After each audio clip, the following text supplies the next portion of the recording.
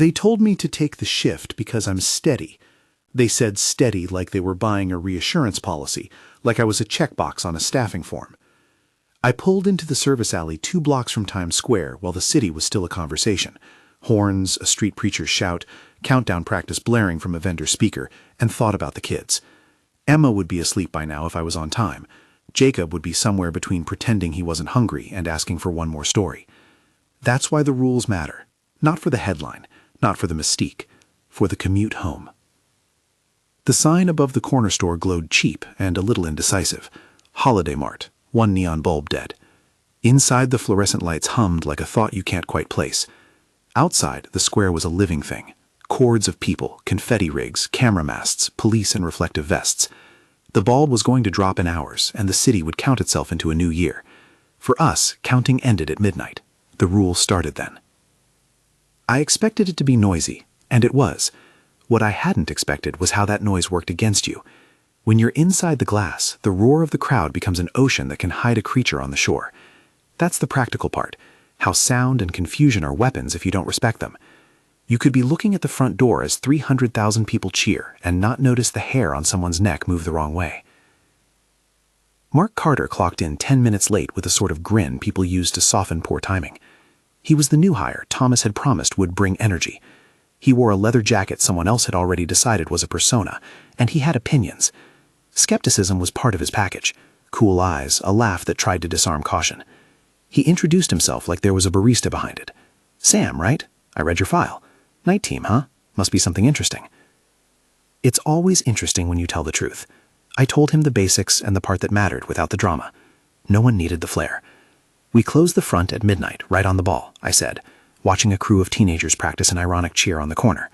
"When the countdown ends, you lock and you don't open. Anyone at the door gets redirected to the service entrance in the alley if they make it that far. No exceptions. You understand that?" He shrugged, eyes scanning where my finger pointed, the main door with a sticker that said "No returns if you ask the universe politely." Yeah, lock the door, crowd control, standard." "Not standard," I said. "Standard would be a gang fight, a drunk with a lighter, or a panhandler with a sad badge. This job, this building, has rules because it crosses lines other places don't. Follow the rules and you live. Ignore them and you don't come home to your kids. Or your phone bill gets paid for 1 more month by someone else." He laughed, but it had a brittle edge. "So what? Like ghosts?" "Not what you'd read in a creepypasta," I said. "Think of them as ways the building says no. The rules are how we respect that. We don't argue with it, we act. Rule 1 is simple. Lock on midnight." I said it like a reminder, 1 sentence with weight. The rule was practical. When the ball drops, certain things get visibility. They can reach through the crowd easier when the city's attention is all at once somewhere else. You lock the door so there's at least 1 hard surface between them and you. Because in the end, the things that pass don't like obstacles. They prefer a threshold that's willing to let them in. Rule 2 is never alone in a pocket hour. There are times when the store's hours align with cracks. Surveillance tells us who vanishes when the city celebrates. If you're alone, you're a single variable. 2 people can hold a space. 1 can be followed home in ways that don't show up on phone records. Rule 3, don't answer noises in the bathroom between the stroke of midnight and 2 in the morning. People check their phones there. They hide there. It's also a place the building gives itself up in pieces. Bathroom noises escalate in a particular way. Soft at first, like a mouse in a wall. Then with a grammar of mimicry that sounds almost like someone you used to know. It's not your voice. It's someone with your shape. I told him Rule 4 with a little story. There was a guy, Jason, worked here 2 seasons back. Good kid, thought he was clever. Heard something at the back door and he went to answer it. We found the jacket later, folded neatly on a pallet, like it had taken off, regretted it, and put it back. You think I'm being dramatic, but there's a practical lesson. When you don't follow the rule, you create consequences for the rest of us. You create holes. He leaned against the counter and rolled his shoulders, like a man who thought the story was about his inevitable growth arc. "Maybe Jason just quit," Mark said. "Maybe he took a promotion in Queens." "Maybe," I said, "and maybe he's in the files Thomas keeps." Thomas is the manager who keeps the folder, an old waterproof thing with documents and scrawl that look like someone's careful hand shorthand for emergency behavior. Thomas treats the folder like relic and office manual both. He doesn't preach, but he won't let you ignore it. We ran the practical drills because drills help muscle memory do the hard work when adrenaline takes the wheel.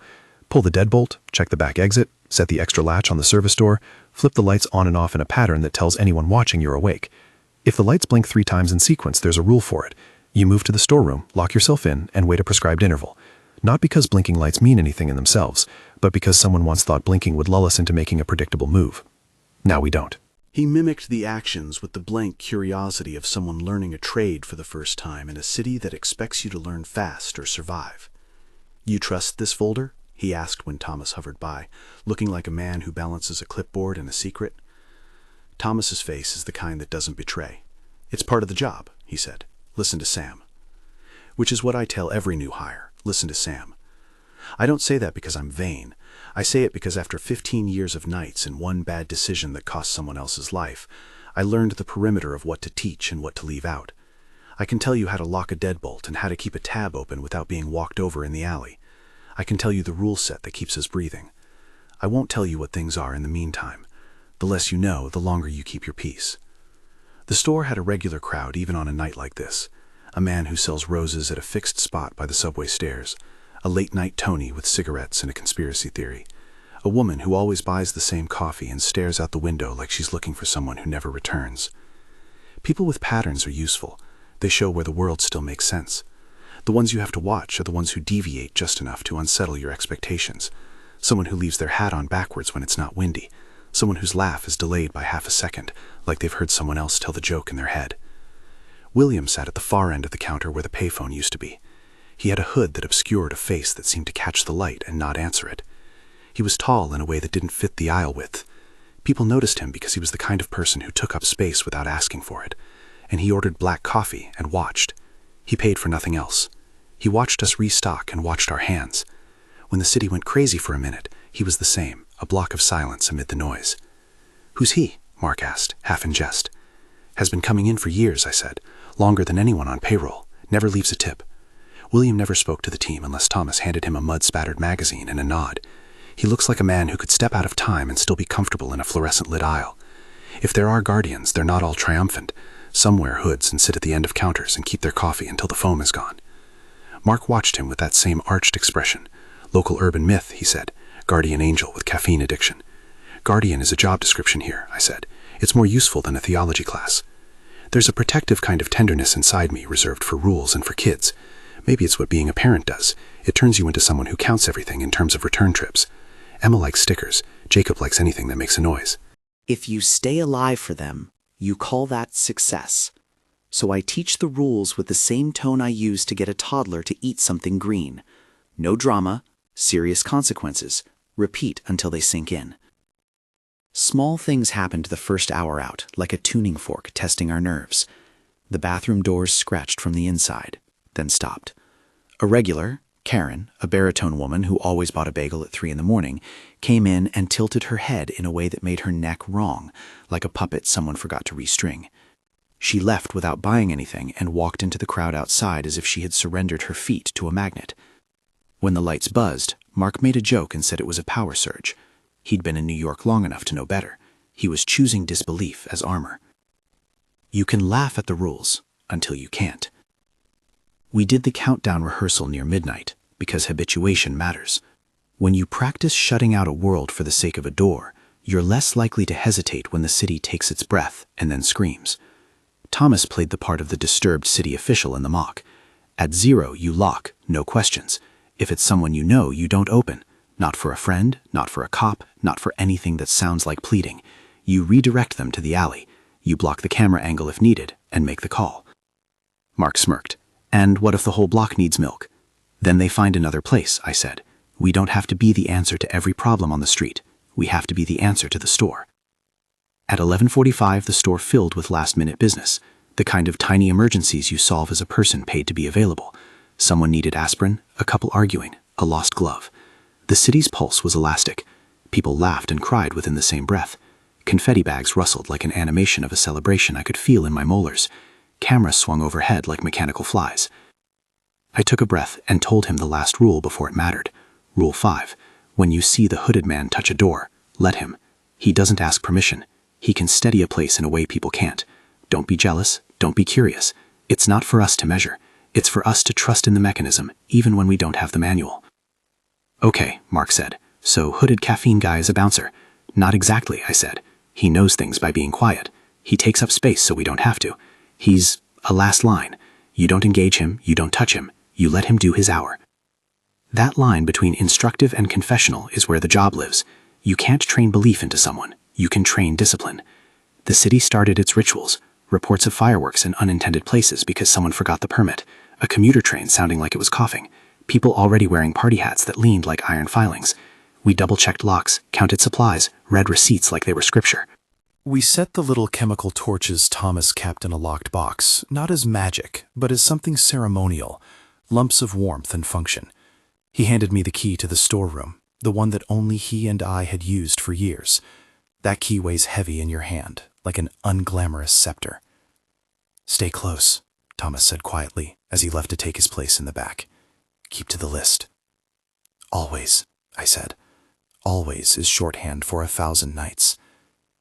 The first real test came before we even hit midnight. A man in a construction vest stumbled in and prayed.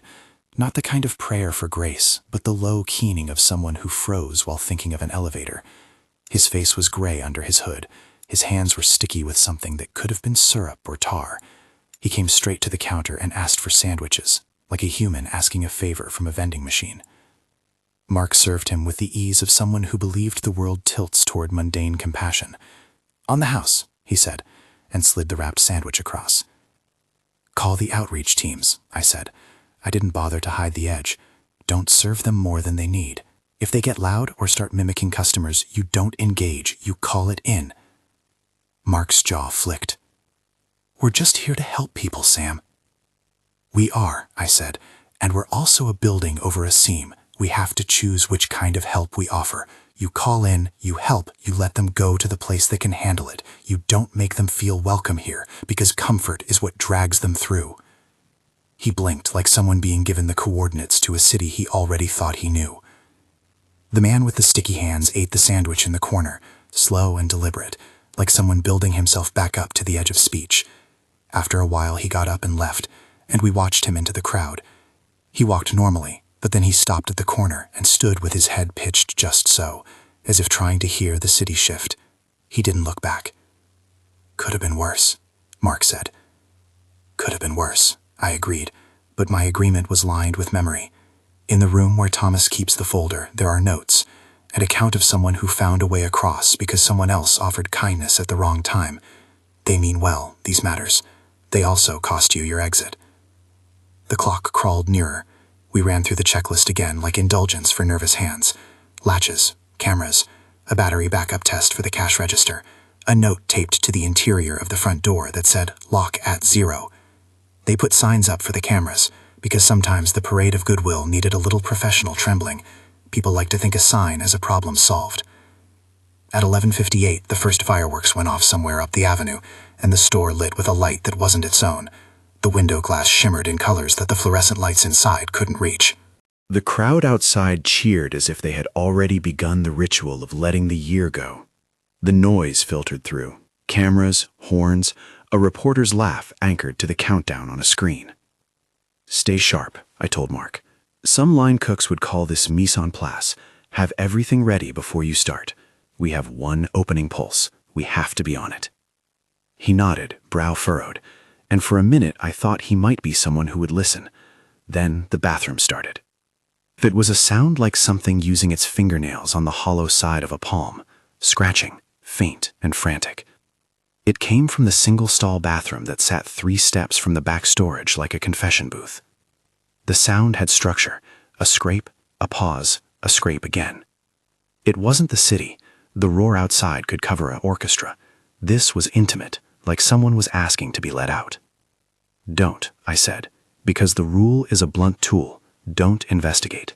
People who go in end up trying to save someone, and saving is sometimes a verdict you hand over when you mean to do something else.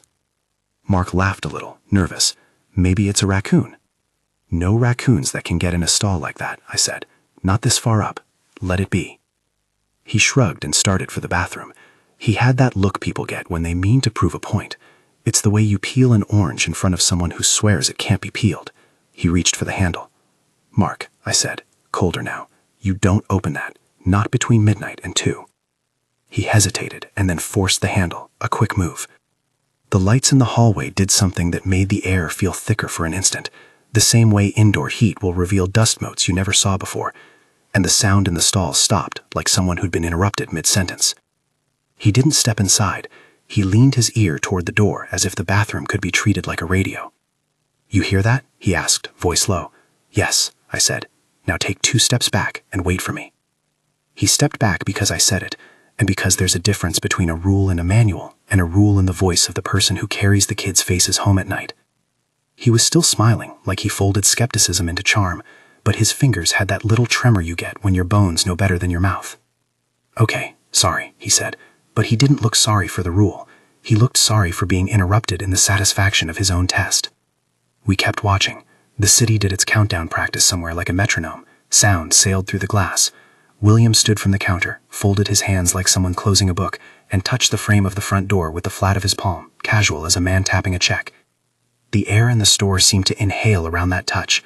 The lights buzzed, and the coffee machine hissed like a kettle that overheard its own fate.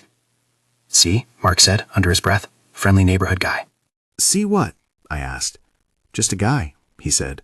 "A man with a coffee." I didn't answer. I watched William's hand. He never labored it, never rubbed it, never hesitated. He owned a gesture like someone who'd been given the same instruction for a very long time. For people who study the rules, William is the demonstration that certain things are less about belief and more about function. He put his palm to the frame, and the sound outside thudded into something smaller, more distant. The coffee steamed like a blessing you can measure in degrees. 2 minutes to midnight. We had trained the reflexes so often my muscles remembered things my memory didn't want to. I ran the deadbolt with the nail of my thumb, made sure the chain was set on the back door for the first time in months, because the paper crowd report said they'd try the service entrance tonight. Thomas radioed in a soft, instructive voice. He was in the back, reading the folder like scripture before communion. "You ready?" he asked. "As I'll ever be," I said. It was a lie that felt true. You practice as if the world will follow the rules because the alternative is panic. Mark said, "You're dramatic. This is just an extra busy night. We can handle this." Handle is not a professional term for tonight, I told him. We don't handle something that wants to take apart your sense of safety. We hold a line. "Is that what you tell the kids?" he asked, trying for a joke. "Hold the line?" "I tell them directions," I said. "I tell them where the cookies are and when to come in from the stupid alley. I tell them not to talk to strangers. I tell them one less thing than they want to know and more than they should forget." He laughed again, shorter this time, and then everyone started counting because the city started counting. A screen 9 blocks away gave the ball feed a second delay, ere we could hear the voices on the open street swell. 10, people outside shouted. Inside the store, it had the hollow cadence of a chorus that couldn't see the conductor. 9, the world said. People reached for each other's hands like they were straws. 8. The city has this way of being louder for a moment when it commits to a ritual. Lights outside blossomed in a dozen colors. Confetti cannons elsewhere flared, and for a second the whole avenue was incandescent. People hugged and someone sobbed. A camera got a reflection of 1,000 faces lit like candor. 7. You could feel the buildings lean in, like skyscrapers listening for the clock. 6. My mouth was dry. A night job is full of small predictions. You invest in them like currency. Tonight, you could cash in that investment by counting the seconds and executing the lock. It sounds absurd to put your life on a little motion. Flip a bolt. Don't answer a noise. But part of surviving is trusting a small, boring act to hold an edge. 5. Mark's expression had gone thin. He was watching William, watching the crowd, watching the bathroom door, like the 3 were a set of competing channels. 4. An old woman at the counter reached out to steady someone's shoulder through the glass. Outside, a kid with a foam hat imitated the countdown on an enormous speaker. 3. Thomas was in the doorway. He slid the chain on, and his fingers brushed mine as he moved the latch. "Do it," he said. Not a command, but a prayer you perform with your hands. 2. The air hummed with possibility. Inside us, things settled into the positions they'd practiced 100 times. The old routines were small mercies dressed as muscle memory. 1. 0. The city yelled as one. Fireworks punctured the sky. 1,000 cameras panicked. Confetti came through the air like a cheap snowfall. For a heartbeat, the horizon was all motion and color and New Year promises. And then the sound died in slices, like the world forgot how to make the same noise again. The door clicked. I threw the deadbolt and slid the chain across. The sign that said lock at 0 meant the door was a hinge now between a part of the world that celebrated and a part that listened. People outside knocked, then knocked louder, and then pounded, as if the new calendar meant an entitlement to entry. We redirected them to the alley. I called security lines we kept just for that kind of panic. Polite, procedural, a rope to hold. Mark's laugh had gone. He held the register drawer like someone who had just been told his wallet was missing. He said, "We did it. No big deal." "No big deal until someone convinces themselves otherwise," I said. We drifted into the 2 a.m. hour rule like a shoal we didn't see coming. People outside chanted and sang, maskless and glittering. Someone tried the door with a sob, someone with a reporter's badge, someone with a hand that trembled and smelled like smoke. We directed them away with a gentleness I didn't entirely have, because that's who I am, compassion on a schedule. People who need you at midnight aren't always the same people you can help at dawn. At 12:13, the lights blinked twice, then 3 times. We trained for this in the way you train for small emergencies. You don't think about the meaning, you think about the steps. Flip the switch, count to 60, retreat to the storeroom. The pattern is deliberately bureaucratic. It gives you business-like steps while your heart does the frantic work. 3 blinks, Mark said. He moved like someone who'd practiced the motions in his head and decided they were still theoretical. He went to the breaker and flipped a switch, then frowned as if the breakers were a puzzle he'd been given to solve. The lights went to half lumen, and the store transformed into a theater set with its work lights dimmed. I said, "Backroom, now." He didn't move fast enough. He hesitated with his hand on the door to the back hall, and I realized too late the kind of thinking that asks to be checked. You can be compassionate and still enforce rules. The two are not mutually exclusive. He gave me a look, like he wanted to say he was testing the system.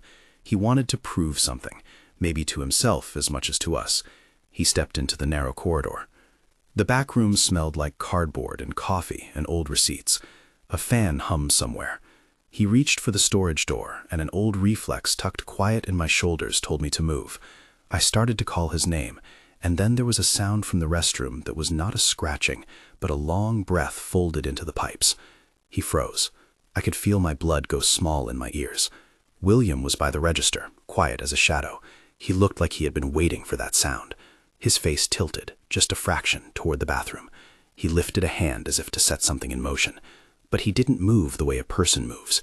He set the coffee cup down like a metronome. "Remember the rule," I said, "because in the end the rules are what you depend on when the rest of you phrase." It was my voice and not a shout, because Thomas would have preferred a steady cadence. He didn't answer. The bathroom door opened. Not by a hand, not by a push, just a soft mechanical swing like the hinge had memory of someone who stood there 1,000 times. The light inside was odd for a bathroom light, warmer, like a hand held near your skin, and something rose with it that smelled of cold rain and old stories. Mark's shoulders curved forward as if he were set to step in. He looked toward me for permission, and I felt something older than authority sit in my chest. "Do not," I said. It was a rule and a prayer and a command in one line. He paused for the barest second and then moved forward. I didn't see what happened after that, because the store's camera died for 12 seconds and then came back with the angle 2 degrees off. The feed shows him leaning toward the doorway the same way you lean toward a radio when something interesting happens. Then he steps forward, and the frame caught him in profile, looking like a person making a choice. That's the last clear thing before the footage goes gray.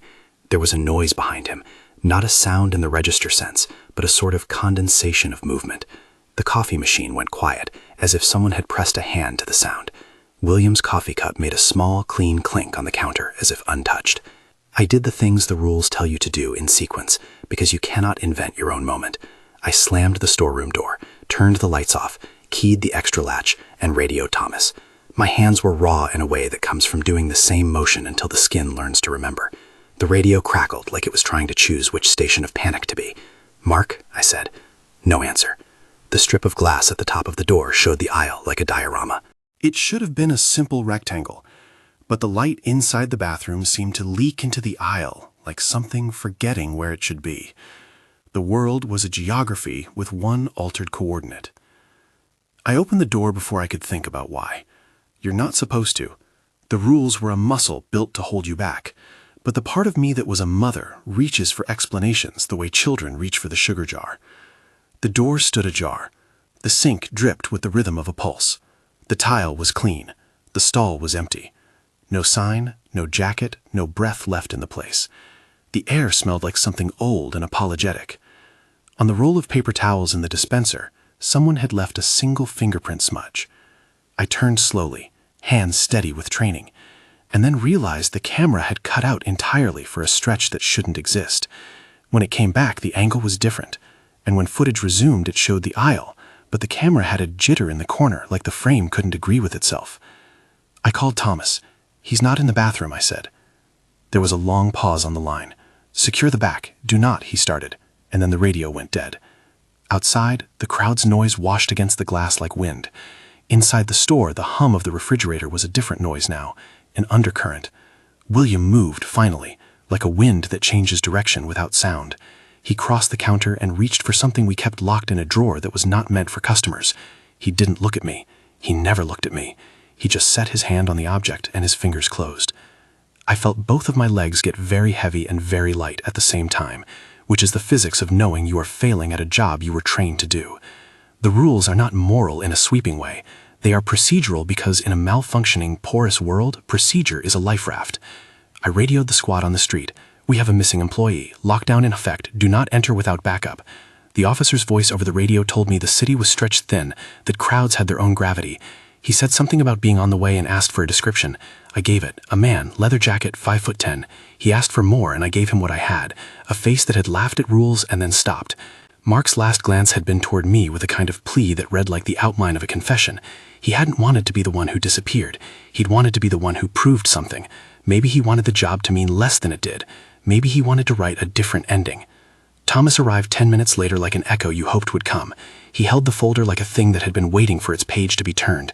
He said nothing as he took in the aisle and then opened the folder and ran a finger along a list of names. For a moment I thought he'd just start at the top and recite a chant. He looked at me and his eyes were small and focused and tired in the way that people who carry institutions get tired. "We keep them because we have to," he said finally. "We keep rules because we cross something that doesn't understand us. It's not metaphysics you can Google, and it's not a folklore carnival. It's a seam." "A seam?" I asked. "A thin spot," he said, like the words scraped a map off his tongue. "A little place in the city fabric where things are thinner. It happens in old foundations, near subway junctions, near old riverbeds. This building stands on one. It makes tonight different because everyone out there is shouting, and that pulls attention, and the seam likes noise." He slid the folder across and opened to a page with an old smudged photocopy of a police report and a handwritten note that said, "Do not, bathroom after midnight." The handwriting was neat, institutional. Below it were names we'd scribbled in the margins over the years, like a roll call of forgetfulness. "Why keep working here if it does that?" Mark's voice came from somewhere I couldn't locate at first. He sounded small. "Because it pays," I said. It was true in a way that didn't have room for platitudes. "I come here because the paycheck feeds the kids, and because some nights the rules hold and you go home as promised. You learn to love the practical sovereignty of a deadbolt." Thomas closed the folder. "We keep it because someone has to be awake where the city is sleeping. We guard the seam. Pay is good because the risk is. That's the mercenary economy of the night." Mark was pale then. He sat on a crate with the gaze of someone who had learned to let the world do its work and now felt like a spectator of a play he didn't know the script for. His hands were clenched around nothing. "So it's real," he said. "Real enough to need management," Thomas replied. "Real enough to have rules." We stood like that for a long time, 3 of us under a light that was dimmer than it had been and brighter than the panic in my chest. The radio crackled from outside. Someone was shouting near the alley. William stood and turned away like a sentinel who checks the tide. I could have left then. I could have walked out and run until my lungs burned, and then told Emma that work had taken me too long. But you don't leave the seam because you are tired. You leave the seam because someone else opens the door, and then there's another name in the folder. "Call the precinct," Thomas said. "Start the paperwork. Do it proper." Mark's phone was unplugged in the register. I found a receipt with his handwriting on it where he'd been filling out his first hours. A single coffee ring marred the margin like an accidental fingerprint. "I should go home," I said, "because telling the truth is sometimes how you stay human. Emma, she'll worry. Jacob's got an audition for a school play and he needs a good night story." "We're not done here," Thomas said. "Not if someone else is missing." We have to account for every entrance, every camera angle. You stay, you watch the footage, you do what the folder says. We call Detective Bennett. Detective Ryan Bennett came in like someone who treats crime as a messy spreadsheet. He smelled like the precinct, which is to say like coffee and old paper. He asked a few procedural questions that were designed to hide the fact that the city is not always set up to appreciate seams and rules and guardians. He took notes and made soft statements about missing persons protocols. He used the term statistical anomalies like a hammer. "How often does this happen?" he asked me finally. "Not often enough," I said, "but regular enough to make me keep my locks tight." He nodded, as if that could be a comforting metric. You can measure something and still be terrified by the number. We watched the footage until the screen burned the image of Mark stepping forward into my brain. We watched it in slow motion and in full speed, and each iteration told us less than we wanted. The file saved a fraction of a blink and lost another. Technology is great until it isn't. Then it is an accomplice to mystery. When I finally told Emma that I might be late, her voice on the line sounded bigger than her body did. "Mommy," she said, "tell me about the stars." "Later, babe," I lied. "I'll be home soon. I'll tell you about the stars." She believed me because she always believes me. That's how kids work. They operate on a ledger of trust, and they make deposits from the people who promise them the world. I had to keep making those deposits, even if it meant keeping more hours than anyone should. The rules were my way to ensure that. By the time we restarted the lights and the cameras and the little rituals of inventory, it was 2 a.m, and the city outside had thinned into a quieter roar. The seam had shifted its favor toward night noses, and the store smelled of stale coffee and too many small conversations. Mark's jacket was gone from the back room. The shaft of the stair where the staff left their boots showed a smear on the step The smear on the step looked like someone had dragged their palm through the dust and then tried to make a clean exit. A smudge the color of an old receipt, smeared and useless as evidence, until you noticed it led toward the side door that opened onto the alley. It wasn't dramatic. Nothing about that night wanted to be dramatic. It preferred the small things that tell you a story and then refused to be simple. When Detective Bennett crouched down and ran a gloved finger along the mark, he didn't say much. He asked me the same questions people ask when they're trying to fold a mystery into a notebook. Had Mark talked to anyone? Had he seemed off? Did we have any enemies? I gave him the practical answers, hours, pay, names, and left out the rest the way you leave out a detail that would make them worry their precinct badge doesn't cover it. "You sure he was alone when he disappeared?" Bennett asked, and his tone made it plain he expected the usual. A bar fight, a bad decision, a run of luck that ended badly. The city files those more kindly than the kind of nights we kept. "No one saw him leave," I said. "The back door was set, the register drawer closed. We have footage up until a minute before he—" I stopped, because the footage itself betrayed us. There was a gap where the camera went gray and then came back with the aisle a degree off. Technology had sided with the seam like an unreliable witness. Bennett nodded and made the face of a man who wanted to put the event in a drawer labeled statistical anomaly.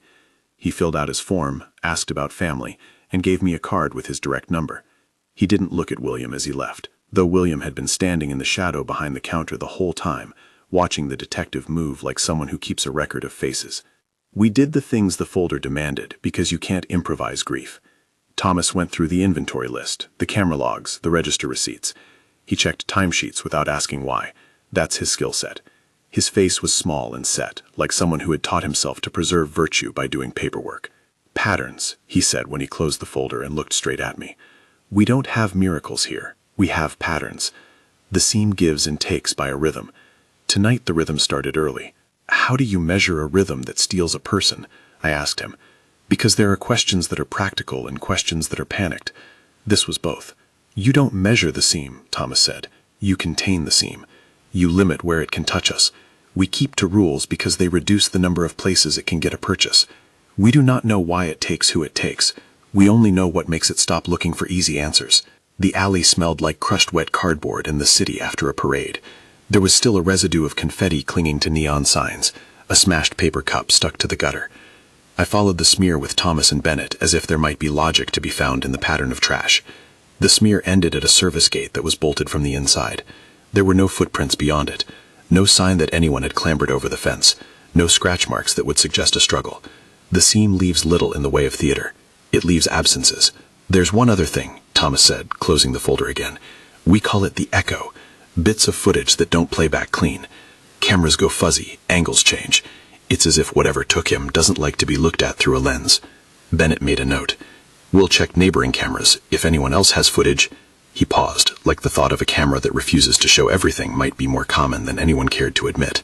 I went home that night because the kids needed the lie that I would always come back. Emma was asleep. Jacob had left a blanket fort lit by a flashlight and a small constellation of stuffed animals guarding the perimeter. They smelled like detergent and safety. I stayed in the doorway for 3 minutes and let their steady breathing rivet me to something that wasn't the seam. It was a small ritual I performed, so my sense of being good at anything didn't dissolve. I came back to the store at 6 a.m. because if the seam taught you anything, it was this: sleep is not a refuge. The work doesn't end with sunrise, it cycles. Thomas had called in a favor and pulled in an extra hand. Ashley came in with a backpack and the sort of deliberate calm I respect. She's the kind of person who looks at an instruction manual the way some people look at a map, like it's both a challenge and a promise. "Sam?" she said, and there was the quick calculus you get when someone meets a person whose name they haven't mocked. She had dark hair pulled into a knot, a face that didn't hide worry, and hands that had done practical things. "Thomas told me about last night. I'm sorry." "You're early," I said. "I wanted to be around to learn," she said. "If I'm doing nights in the city, I want to know what the real work is." "Good answer. It's the one that keeps you on your feet." I griefed her in the kitchen light, where coffee smelled like the kind of armistice that licenses people to speak honestly for 5 minutes. I kept it blunt. "Do you believe in ghosts?" I asked, because belief doesn't matter, discipline does. "I believe in people," she said, "and in following orders." "That's better." It wasn't a compliment. It was a metric. We reviewed the rules again, not like catechism, but like a drill team. Ashley watched, asked questions that were not smart in a show-off way, but smart in the way a person actually learns. She could run an inventory, stood at the register with the expression of someone cataloging a battlefield, and when I showed her where the backup key lived, she didn't flinch. That steadiness made me think of my kids. Some people are born with that quiet. Others have to practice it. Detective Bennett dropped by again with a canvas and a formality that never quite reached his face. He told us they'd found Mark. The phrasing did the work of softening hard things. Located, recovered. Thomas had expected it. He didn't show the kind of surprise most people give to tragedy. The folder had his name in it before the words had sunk in. We all had a list of names that read like a bad litany. "He was found in an alley over by the 47th, Bennett said. "No obvious trauma, no identification besides what we have. There's something else." He didn't look at the folder or at William. He looked at me. "There are marks on the skin. Not like injuries, like impressions. Have you seen this before?" I had seen too much. "Not like injuries," I said. Like something remembered him. He wrote it down and then folded the page into his file. "We're opening a missing persons investigation," he said. "We're notifying next of kin. We'll be pulling statements. I can't promise anything." "Promises aren't the point," I said. "We do what we can." After Bennett left, we sat with our coffee and the folder, and the new knowledge that whatever had taken Mark had left him, somehow, whole enough to be found, and small enough to be still in some way. Thomas's handwriting in the margins had annotations of older dates, names, a little shorthand like a priest's notes. We read them for pattern, not for comfort. Names recurred. So did the same line. "Don't make it easy. Treat it like work." "Training matters," I said to Ashley as she made lists and folded forms into a plastic sleeve. "Folks die because they want to prove something. They think a story will fit them better than the ledger of what keeps you breathing." She didn't flinch. "I get that," she said. "I have a kid. Not here, but I have people." There it is again, the tether. People like us count our lives and whether we make it back through thresholds. We schedule our bravery like paying bills. We prepared because preparation is the neutral ground where luck is disturbed. Thomas rerouted the camera angles so nothing was purely centered on the door. We moved the monitors into a loop that could catch oddities. Ashley learned where the spare batteries were and how to tape a door in a pinch. Thomas pulled out the small torches and the little clusters of whatever they were, plastic-wrapped pouches that smelled faintly of antiseptic and old citrus. He refused to call them charms. He said they were instruments of attention, which is a useful dodge when you can't let a term turn the team into preachers. "I won't tell you what they do," he said. "You'll know when to use them. The folder says, apply when thresholds go wrong. Do not attempt improvisation." "Noted," Ashley said. She had a driver's license folded in her wallet with a picture of someone who looked younger in a better light. The city does that to people. It takes a lot and gives back fewer badges. We worked through the morning like people picking at a scab. Inventory, store cleanup, a new sign, a more visible notice for cameras, and a small typed note taped inside the front door. Lock at 0. People think a sign is an answer. It's a behavior modification. A sign doesn't hold anything, but it reminds you to do the thing that does. At 10 a.m., a man came in with a hat and the sort of slow-moving gaze that makes cashiers hold their breath. He asked for nothing, bought nothing, and stood by the back wall for a long time as if watching the pattern of how we folded receipts. When he left, he stepped out into the crowd and paused as if listening. He didn't come back. People with patterns, I said to Ashley. They keep the world predictable. The ones who matter are the ones who break them without looking like a threat. How long have you been doing this? She asked. Long enough to know I've been doing it wrong and long enough to stop making that mistake in front of other people. I didn't mean to sound bitter. The truth is that time teaches you how to be spare with yourself. The day thinned. The city moved through its own rituals of cleanup crews and vendors with fresh coffee. We kept the windows clear so we could see the people, like someone watching tide levels. When the light got that flat, tired quality of a city trying to persuade the day to become useful, Thomas closed the folder and looked at us both. "There's a pattern," he said. "We get busy nights. The scene blooms when a lot of focused attention pulses in the area. The ball drop pulled in a lot of watchers, but something else happened. Mark did something that left him visible. That night pulled some consequence forward. That makes tonight a test." "Which?" Ashley asked. "A test of whether we keep the rules when there's pressure," he said. "A test of whether people like Mark get the message early enough." We worked the afternoon like people rehearsing for a play that refused to end. Ashley learned to move like someone who belonged in the small secret choreography of our job. She was fast, careful, and she kept the register drawer like a person who respects a fragile thing. I found myself explaining things in the way you explain bathwater to a kid. This is hot, this is cold, this is where you step. When the second night of the shift arrived, it came with the weight of a conversation that never quite stops. Patrol cars threaded the avenues in patterns that suggested caution and not intervention. Tourists still took pictures of the glittering light rigs, and New Year's hangovers showed up early in the city's pocket of after-parties. People in costumes walked with an ease that makes a guard tired. Their looseness is a hazard because it hides the way someone can bend toward wrongness. The rules remained the same. Lock at 0, 2 people in a pocket hour. Ignore certain noises. If the lights blink in sequence, go to the storeroom and wait. Let William touch a door. Do not, under any circumstances, be the person who goes in alone. We practiced the motions again. Thomas put his hand on the folder and then folded his fingers away as if it burned him to keep too much of the map in his head. Ashley had that look. She wanted to know how the world works, and she wanted to be useful inside that knowledge. Usefulness is a bright thing to watch. "Do you ever wonder why we get paid so much?" she asked me, a question that came like someone naming a discomfort. "It depends what you mean by so much," I said. "We get paid because there are risks. You'll see it in the ledger. There are hazard differentials for this job. But you and I know it's not about money. It's about the reason you get up and choose it when you could stay home and bake bread." Her expression softened. My sister asked me why I'd sign up for night shifts. She said it sounded dramatic. I told her drama pays in a small, practical way. She smiled, the kind that comes when someone chooses to be brave for reasons beyond vanity. I liked her. I liked the way her spine sat like a folded map. She was the kind of person who would follow the rules because she respected the ledger of consequences. The city, in its strange mercy, gave us a rumor. More fireworks would go off at 11:30 as part of an unofficial streak.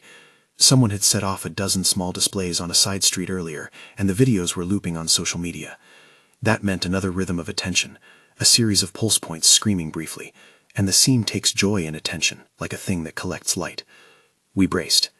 The store filled for the night in the ordinary way. People looking for aspirin, condoms, a last-minute bottle for a party, a couple trying to reconcile in fluorescent light. I moved among them like a person doing inventory of faces. Ashley watched the door. Thomas kept the folder on the counter like a promise. At 11:58, the first cluster of late fireworks went off, and the sky lit in an odd pattern the city hadn't scheduled. People in the street excitedly aimed their phones. We did our drill again. Lock at 0. If someone knocks, direct them to the alley. If cameras fail, reroute to the loop. Keep 2 people in the store at all times. The bathroom scratched again around midnight, not like before with a simple rhythm, but with a long, patient scraping that gathered volume. It was a sound that suggested the plumbing was rehearsing a secret vocabulary. My throat went flat, because you learn what a sound does to you. Mark's disappearance lived in your ear like a plug of grief. It shortens the distance between don't and do. We held. Ashley didn't step forward. She didn't ask to check. She moved like someone who had decided the rules were not ornamental. Her hands were steady as she checked the latch on the back door and counted out the extra batteries. "Good," I said. It wasn't a compliment, more like a notation. Then the lights blinked. Twice, then 3 times. The old pattern. No one moved until the 3rd blink. We did the mechanical thing. Lights out. Go to back. Lock the storeroom. Wait. Thomas muttered the prescribed interval like someone reciting a bridge over water. We waited. The radio crackled a small, indifferent noise. The city was a low hum beyond the glass. A woman outside asked for help, and then walked away with nothing. Life resumed its quiet battle. And then the ceiling tiles above the refrigerated section thudded, as if someone pressed a shoulder through the drywall above the fluorescent hum. Dust sifted down. The air grew colder by a degree, and the smell changed like a television losing power, something old and clean and unreadable. It came in pieces. The shopping bags in the hands of the customers took on a slight density, as if weighted down by attention.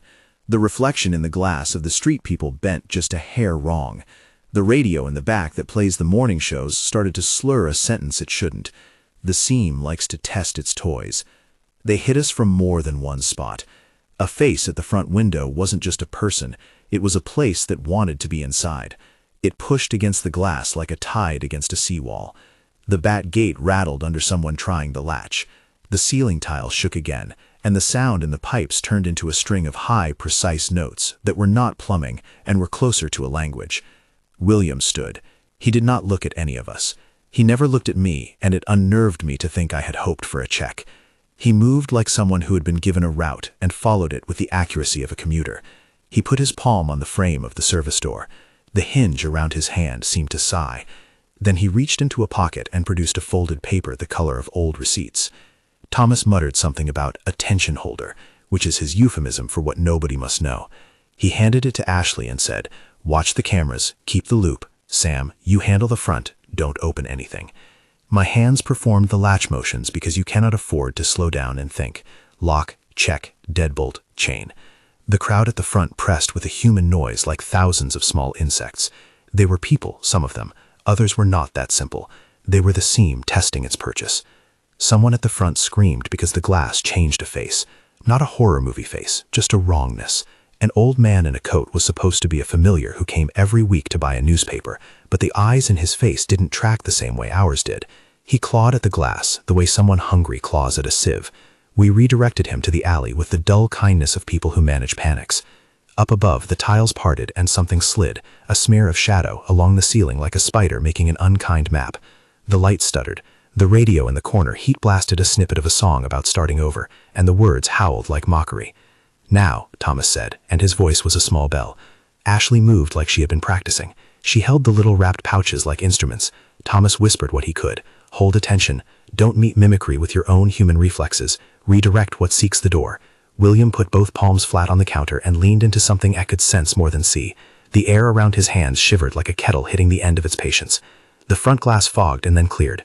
A face pressed to it so close the breath smeared the inside of the window. It wasn't a person I recognized, but it had the pelvis of a body and the eyes of a rusted lock. It knocked and then knocked again, a rhythm like a warning. "Not open," I said. The words came out the way a command ringtone does in the dark. It pushed harder, not with hands but with suggestion. Pets, severed pleas, the ache of someone who had been hungry for so long it cubed into pleading. The seam is tidy that way. It offers you versions of the people you love to get you to do the one thing you promised yourself you wouldn't. A woman in the crowd called something about a baby. The voice cracked for a second and I saw the edges of the seam show like a map. Someone holding a phantom infant. Someone with a voice trying to sound small to draw compassion. Ashley stepped forward and spoke to her with a practiced kindness, gentle and firm. "We have to keep the door closed. There's a shelter 3 blocks over. I can give you directions." The woman wavered like someone barely anchored to footwear. She walked away, and for that minute I thought of all the saints who wore yellow vests and counted out the hungry. Then the tiles above the cooler burst, and a wet, soft sound fell like rain that had learned sarcasm. William set his palm on the front frame and didn't ask for permission. The thing at the glass withdrew in a moment that felt like someone sighing out of the room. There are gestures that matter. His palm leaves a heat imprint on the wood like a fingerprint you can read in degrees. It wasn't human strength that moved the crowd back. It was the sense that something else had decided to stand in the threshold. The store filled with a pressure like a held breath. We executed the rules we had practiced. Lights to half, loop the cameras, count the intervals. When the ceiling shingles gave and something soft fell through, like paper and a sense of old rain, Ashley reacted the way people do when they are trained. She sealed the back door with the extra latch while I took the register and slid the drawer closed. It was a night of small wars. The bathroom door creaked but didn't open. The back gate rattled but didn't yield. The front window had a face pressed to it and then another. It was a chorus of the city if the city were trying to be a different animal. Time fractured into micro-commitments. Move, hold, count, repeat. That was the work. At one point, a suggestion of a hand pressed against the glass and left a trace like a smear of ink. It made a sound like a page turning. We held it as if it were a person you didn't touch. William left his perch and moved to the middle of the store. He didn't announce himself. He simply stood there like someone anchoring a wire. The noise outside became a single broad thing. The people at the front sobbed. Someone prayed. A reporter shouted questions. A cop tried to get through the crowd and was ushered away because there was no way through. I felt the rules like bones now. They held against the animal sensation of wanting to answer a cry. At one point, a young man with a camera shoved his way to the front and tried to film through the glass. He chanted into a phone that he was getting the real thing. I told him to stop, and he laughed in that hollow way people do when their courage is only performative. A tile fell, and dust stung my eyes. Someone behind the counter quietly said, "Hold." We did. Ashley kept her hands on the register as if the drawer itself were a mute child. Thomas kept the folder on the counter like a Bible to which none of us would pray. William put a hand on the chest-high shelf, and we all felt the tension in the world shift like a physical thing. He didn't look like someone who was saving us. He looked like someone doing his job. I don't know what else to call it. The breach tried to wedge multiple openings, glass, gate, rent in the ceiling, but in each case the rules forced delay. People outside knocked until their knuckles bled through gloves. We redirected, we explained, we refused with a kindness that needed the hard edges of refusal to be safe.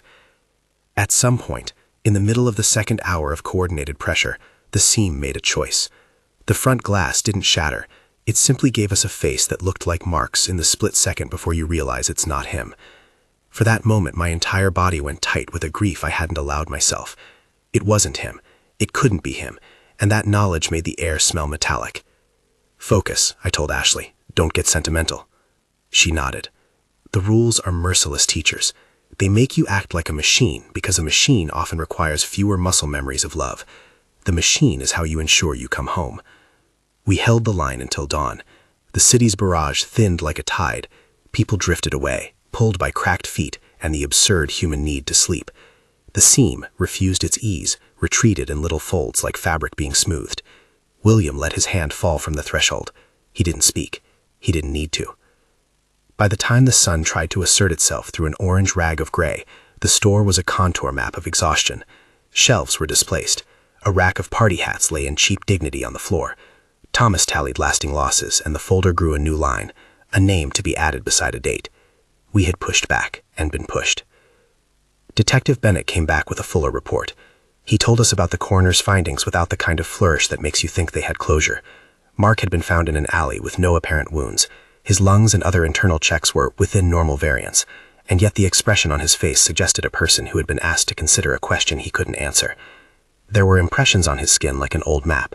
He was carried away with respect and the procedural tenderness of a man who is someone else's case. "Do you feel responsible?" Ashley asked me later in the quiet when the last customer had passed and the store smelled like the underside of a mattress. I felt the weight of the question like a coin on my tongue. "I didn't tell him enough," I said. "It wasn't complete. It wasn't a confession. It was a ledger entry." She sat on a crate and folded her hands. "If a new person asked you, before any of this, what would you tell them?" I thought of the kids and the way 1,000 little decisions hang between you and a safe return trip. I thought of Mark's grin earlier in the night and how quickly a grin can go blank. "Listen," I said, "the rules aren't to scare you. They're to keep you alive. You do what they say and you keep your line. You don't act to make yourself feel like a hero in front of strangers." "Sounds easy," she said, with a humor that didn't pretend to be naive. "It isn't," I said. "It's the kind of work where you have to choose the small right thing when the world asks you to do something big and stupid." She gave me a look that said she would try. It was all you could ask. We cleaned up in the soft light of a city that was learning to be day again. The stockman called to say the deliveries would be late. Someone at a neighboring store had taken down his shutters and found the same kind of residue we had found, the seam like sheets of a neighborhood to fold the same way. Thomas made notes and called the people who needed calling. William left without anyone asking him to. He folded his hood and walked into the morning like a man with a route. "Will he come back?" Ashley asked as we watched his silhouette slip into the transit hum. "Sometimes," I said. "He comes when the work needs him. He doesn't ask for thanks. He doesn't stay for coffee. He does what he does." She was quiet for a moment and then said, "You ever wonder who put you on this?" "All the time," I said. "But what matters is the things you tell the people behind you. That's the only map you can leave." We added Mark's name to the folder in the margin line where the other names waited.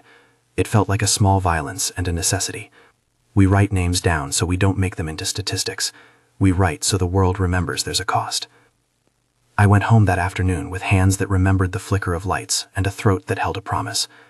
Emma was at the sink, making a craft out of paper and glue. Jacob tackled me with the kind of ferocity only children can generate, and for a minute the seam's work receded behind the mundane miracle of sticky hands. The house smelled of dinner and something that was not the fabric of a seam city. I breathed in and let them live inside me. That night before sleep, I read the house to quiet. I never lied about my hours to them. They deserve honesty with the soft edges. I might be late becomes I'll be home for breakfast. It's a trade we make for their peace. I kissed both of them and promised to be there in the morning. The promise felt like a small bolt I threw through the night for good measure. I don't know how long I'll do this work. The folder grows. The names multiply in a way that feels like rent. People ask how we do it. They want a single story, a hero, a villain, an explanation. There isn't one. There are many small decisions, and the people who keep doing them. There is the way William stands at thresholds and refuses fame. There is the way Thomas writes notes in a waterproof book.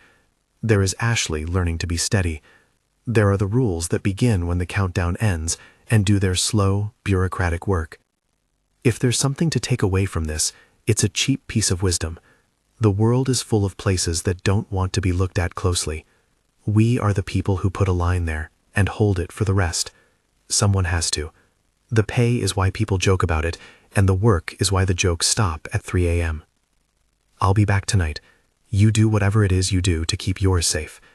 If you want to hear more of these nights, stay with me. If you have someone you need to get home, call them. Hold them close. Life is the least complicated rule. Sometimes it's the only one that matters.